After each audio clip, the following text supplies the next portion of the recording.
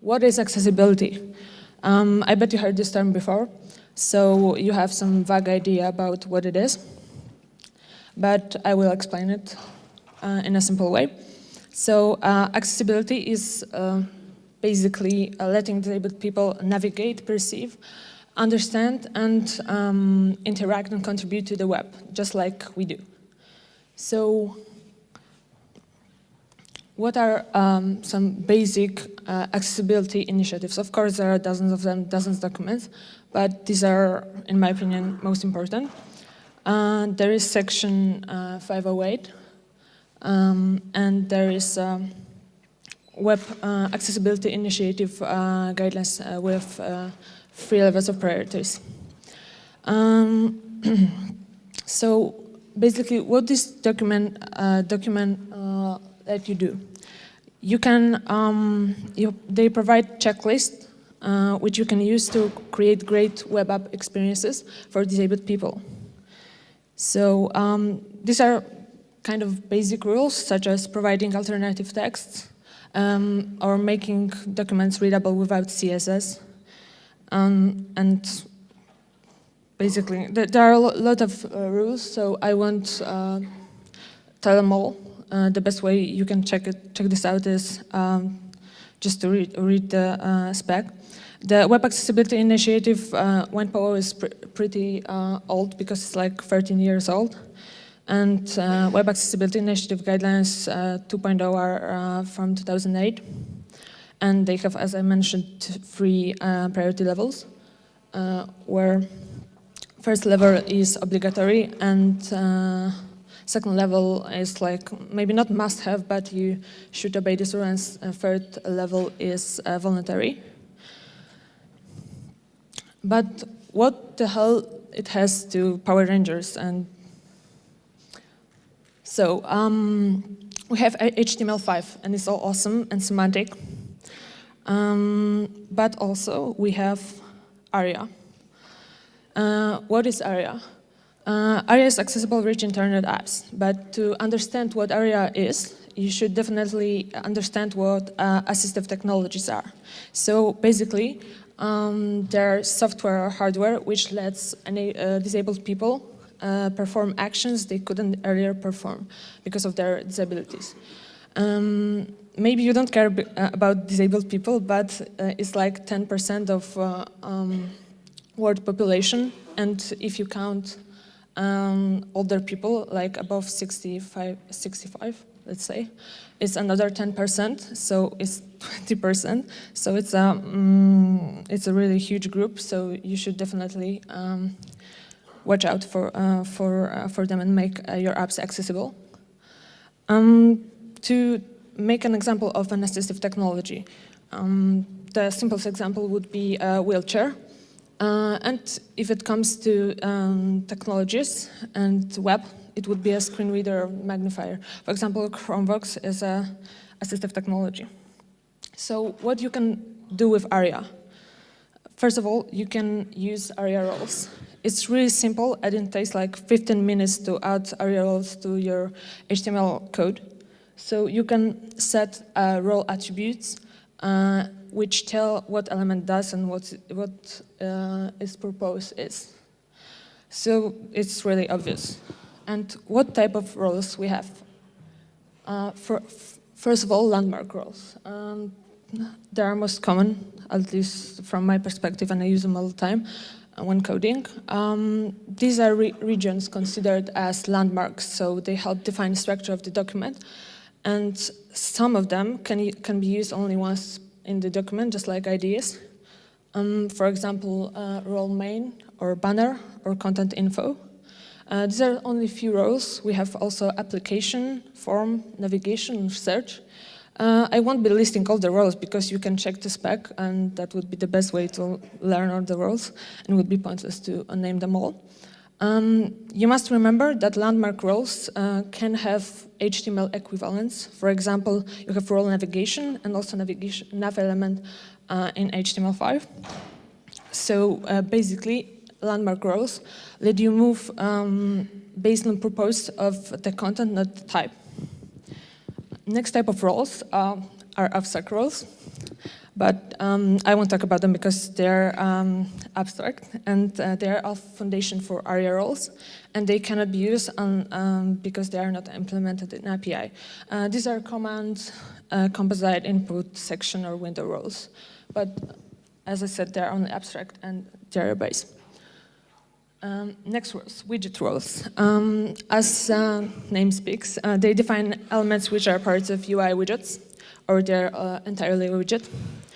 For example, alerts, roles such as button, which let user-triggered actions, checkbox, dialog links, scroll bars, tabs,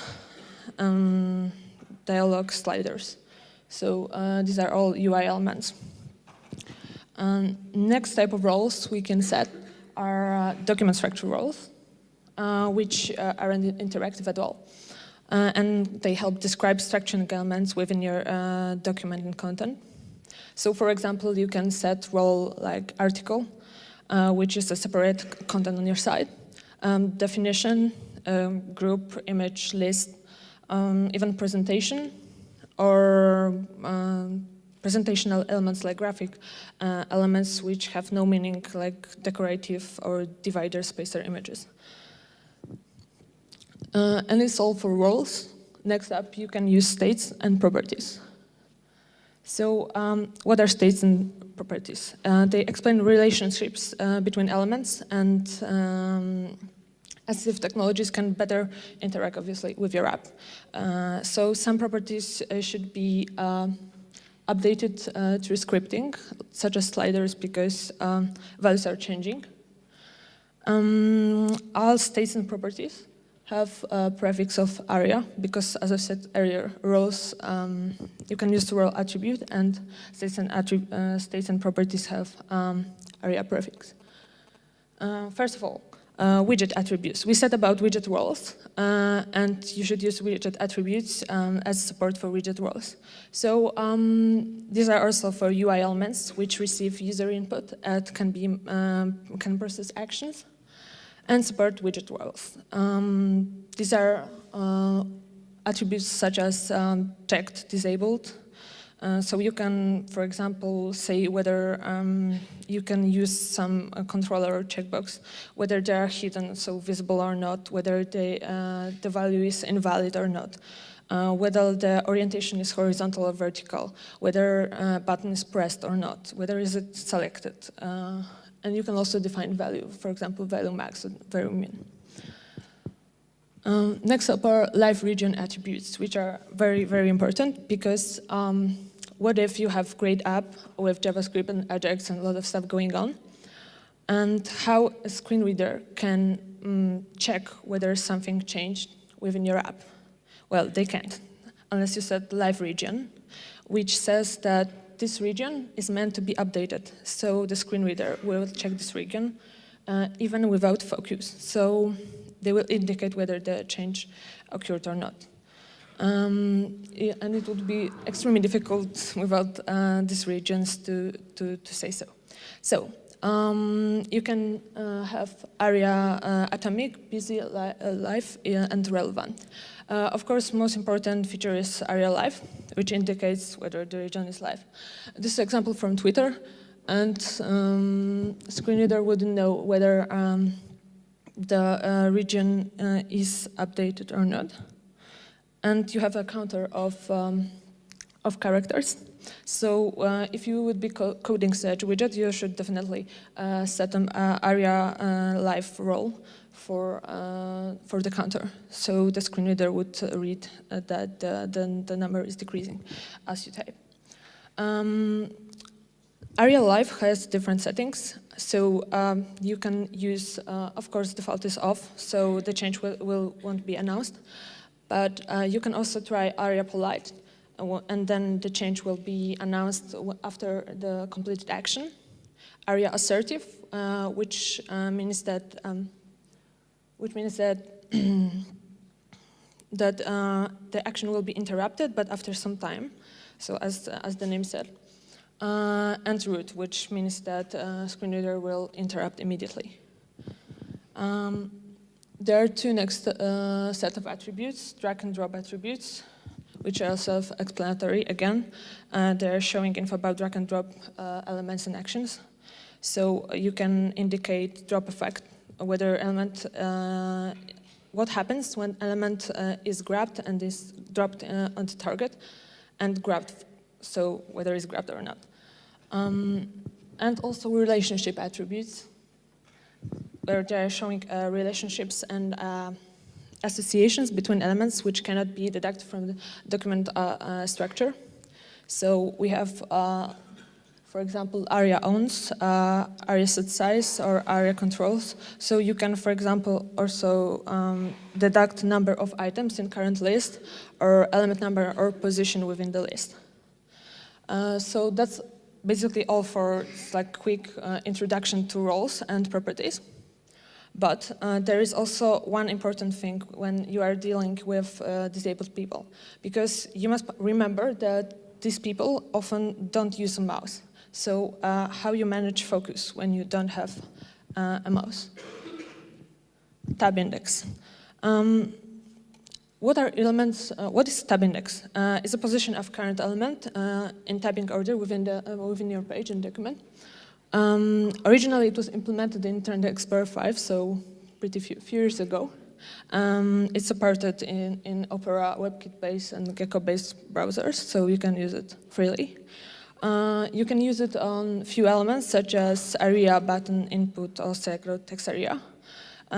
So basically, when someone is not using a mouse, you can freely set tab index value and deduct when the focus will start in your document. And tab index has different values. You can set negative value, but then your element will be excluded from the orders and can be accessed only through JavaScript. And you can set tab index to 0 and from 1 till 30,000 something.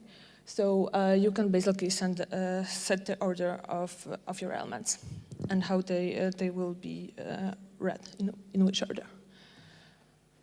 What about validation? Well, if you are using HTML5, it's all great because it will validate and there is no problem.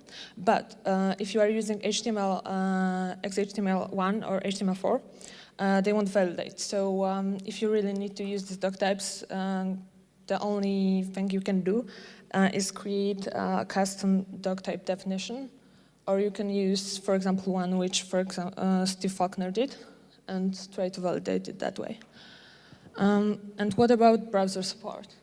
As I've said, ARIA is quite a new standard as HTML5 is, but it's somehow supported in Chrome, IE8, Opera, Safari, and Firefox. Of course, the support is quite buggy, meaning not all ARIA roles are supported, or not states are supported.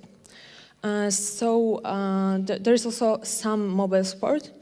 The same is with screen readers. There are no great documentations about support, so basically it's very difficult to deduct whether it will be fully operational or not.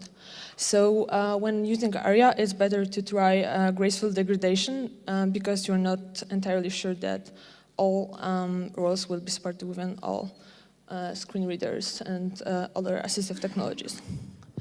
What are other resources you can try when talking about ARIA? Of course, you can try reading the spec, but good luck with that. You can try Yahoo accessibility blog, and when you are working with ARIA and checking your landmarks and tab index, I recommend one tool from GitHub. It's CSS highlighter from Landmark Growth. So that's a really quick introduction to ARIA, and thanks.